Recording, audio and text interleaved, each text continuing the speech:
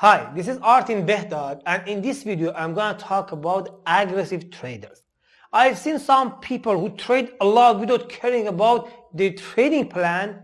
They think they are aggressive because they trade a lot.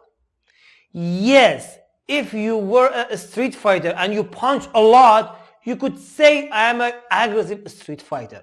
But this is trading, this is forex trading. Even aggressive traders should follow their trading plan and trade only based on a trading plan.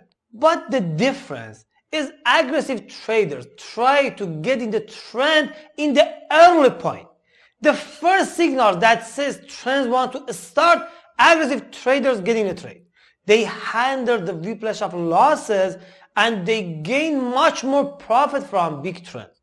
Despite conservative traders try to get in a trend when the trend proved itself. So, if you are an aggressive trader, you still should follow your trading plan.